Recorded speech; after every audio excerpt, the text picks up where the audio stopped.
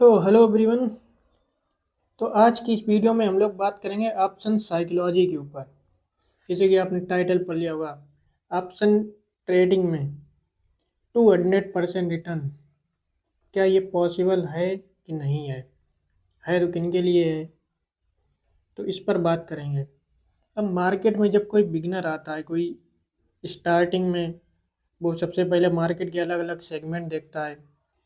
वो पहले इक्विटी में देखता है, इक्विटी में उसको दिखता है कि यहाँ पे लो कैपिटल से तो कुछ होने वाला है नहीं, क्योंकि स्टार्टिंग में उसके पास लो कैपिटल होती है, तो इससे उसको यहाँ पे तो उसका कट लग जाता है।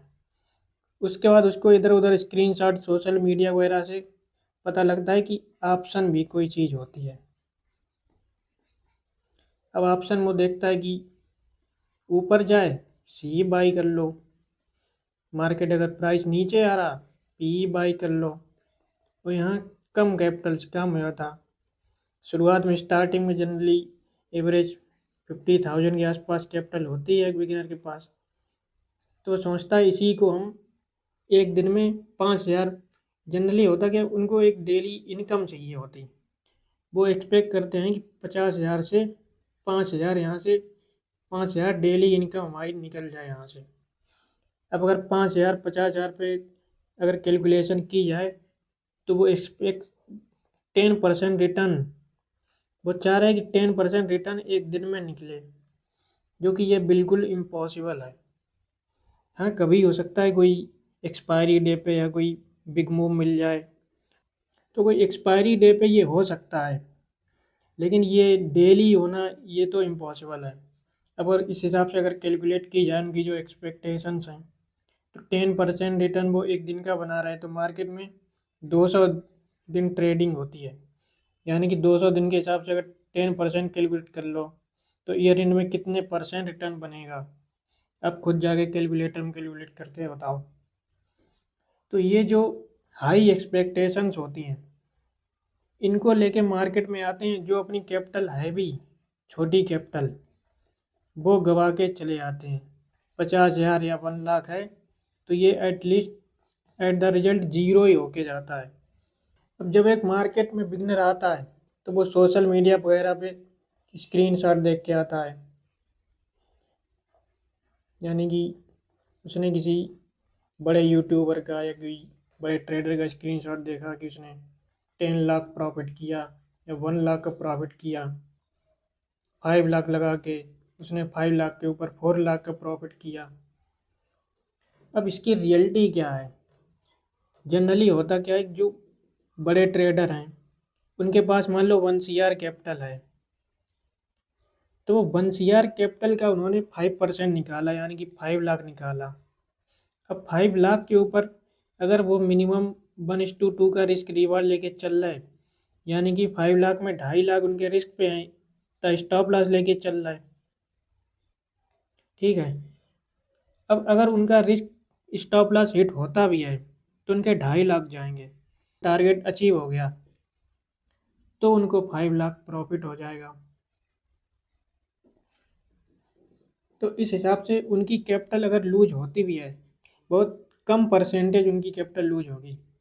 लेकिन जो मार्केट में बिगनर आता है वो इसको देख के अट्रैक्ट होता है, उसको ये नहीं पता कि उनके अकाउंट में 1 CR या 10 CR के आसपास कैपिटल है, पूरी कैपिटल वो यूज नहीं कर रहे, लेकिन वो यहाँ पे बिगनर देखता है, वो अपनी पूरी 50,000 या 1 लाख कैपिटल पूरी इसमें झोंक देगा। पूरी कैपिटल जाए, अगर स्टॉप रिस्क मैनेजमेंट अगर फॉलो किया तब तो कुछ बच भी जाएगी, अगर नहीं फॉलो किया होम में बैठे रहे तो ये भी जीरो ही हटा दी, पूरी रिजल्ट लास्ट में जीरो ही निकलेगा। तो एक ये मेन प्रॉब्लम आती है एक बिगिनर के सामने। अब इसके बाद क्या अगला पॉइंट आता है, उसको लगता है कि है तो पॉसिबल, बाकी लोग बना रहे हैं, हम ही नहीं बना पा रहे, तो वो टिप्स की तरफ जाएगा।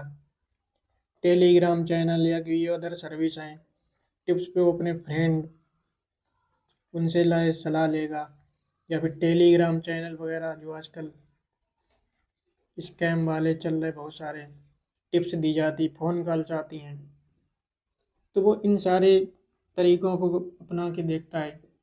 उसको लगता है कि दूसरे बना रहे तो इनसे दूसरे सर्विस दे रहे, अगर आप एक बात सोचो, अगर आप स्टार्टिंग में लर्निंग के बजाय अर्निंग फोकस कर रहे और आप डिपेंड हो रहे किसी और के ऊपर, तो आप कब तक डिपेंड रहेंगे। यहाँ पे आप बिजनेस करने आए हैं और आप बिजनेस ही दूसरों के ऊपर डिपेंड होके कर रहे हैं, आप किसी थर्ड पर्सन के ऊपर डिपेंड हैं। तो ये एक साइकोलॉजिकल प्रॉब्लम अधिकतर बिगिनर्स को समझ में ही नहीं आती है। अब उसके बाद वो क्या होता है, किसी दूसरे से, किसी फ्रेंड ने, फिर वो उसके बाद स्ट्रेटजी ट्राई करते हैं, अलग अलग सब तरह की, एक स्ट्रेटजी, दूसरी स्ट्रेटजी, तीसरी स्ट्रेटजी, एक से दूसरी, दूसरे तीसरे, ऐसे वो जंप करते ही रहते हैं। तो जो उनकी साइकोलॉजी बननी चाहिए वो बन नहीं पाती। अब इसको अगर एक एग्जांपल से इसे समझो, मान लो कोई दिल्ली टू जयपुर जाना है किसी को, उसको दिल्ली टू जयपुर जाना है। अब उसके किसी फ्रेंड ने बताया कि दिल्ली टू जयपुर हम गए थे एक बार बाइक से 200 की स्पीड पे, स्पोर्ट बाइक थी, 200 की स्पीड में गए थे हम, बहुत कम टाइम में पहुंच गए, वो भी बिना कोई हेलमेट हेलमेट कोई मतलब रिस्क मैनेज किए बिना, वो यहाँ से बहुत कम टाइम पहुंच गया था। तो हमने करके दिखाया, तुम भी करके दिखाओ। अब अगर इसमें एक चीज़ फैक्ट देखा जाए, अगर 200 की स्पीड से दिल्ली टू जयपुर जाना है किसी को, अगर उसका डेली अप डाउन है, मान जैसे कि मार्केट से अगर लिंक करें तो आपको यहाँ पर बहुत लंबे टाइम तक काम करना है, अगर किसी को डेली काम होता है जयपुर में, तो क्या ये पॉसिबल है कि वो इतनी हाई स्पीड से डेली अप डाउन कर सके, वो भी बिना रिस्क मैनेजमेंट के साथ।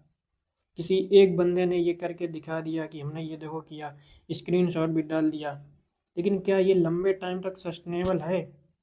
कोई एक दिन ऐसा होगा, मान लो कोई एक दिन आप पहुंच भी गए, बहुत कम टाइम में आप पहुंच गए, लेकिन कोई एक दिन ऐसा होगा आपकी पूरी लाइफ ही ख़त्म हो जाएगी, या फिर इतना बड़ा एक्सीडेंट हो या बहुत बुरी तरीके से घायल हो जाए, क्योंकि ये एक सस्टेनेबल तरीका है ही नहीं। मार्केट में भी सेम इसी तरीके से 200% रिटर्न अगर आप चेज कर रहे हैं, तो ये मार्केट में बहुत लंबे टाइम तक सस्टेन करने वाला नहीं है। क्यों?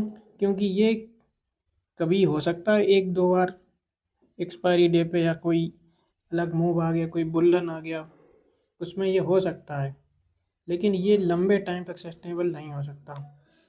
जैसे कि अगर आपको दिल्ली टू जयपुर जाना है, तो अगर आप 60 टू 70 स्पीड मेंटेन करके चलते हैं, तो हाई पॉसिबिलिटी है कि आप सुरक्षित, आप बाकी प्रिकॉशंस लेके चलते हैं, हेलमेट वगैरह यूज करते हैं, तो इसके हाई चांस हैं कि आप 10 में 9 बार सेफली पहुंच जाएंगे। हो सकता है एक बार कोई माइनर छोटी मोटी एक्सीडेंट वगैरह हो जाए, लेकिन अगर आप डेली 200 की स्पीड से अप डाउन करना सोच रहे हैं, तो हाईली चांस है कि एक बार आप सेफली पहुंचेंगे, 9 बार आपको खैर मौका ही नहीं मिलेगा, इसी में आप कहीं ना कहीं ठुक जाएंगे, एक्सीडेंट कर देंगे। तो सेम कॉन्सेप्ट मार्केट में अप्लाई होता है। ईयरली आप मेंटेन करके चलें 40 टू 60% रिटर्न, जो कि इजीली अचीवेबल है। ये टारगेट आप इजीली अचीव कर पाएंगे बिना रिस्क ज़्यादा लिए। लेकिन अगर आप हाईली रिटर्न की ओर अट्रैक्ट होंगे, ज़्यादा प्रॉफिट को चेज करने के चक्कर में रहेंगे, तो वहाँ पे आपका रिस्क भी बढ़ेगा, और हो सकता है किसी दिन आप पूरी कैपिटल लूज कर दें। तो आज की इस वीडियो में आपको थोड़ी सी साइकोलॉजी इंसाइट मिली होगी, इस एग्जाम्पल के थ्रू आपको समझ में आया होगा कि कैसे रिस्क मैनेजमेंट किया जाता है, कैसे एक सस्टेनेबल ग्रोथ की तरफ हम बढ़ सकते हैं। तो इसमें जो कुछ डाउट हो आप नीचे कमेंट करना। आज की वीडियो में इतना ही, मिलते हैं नेक्स्ट वीडियो में। Thank you.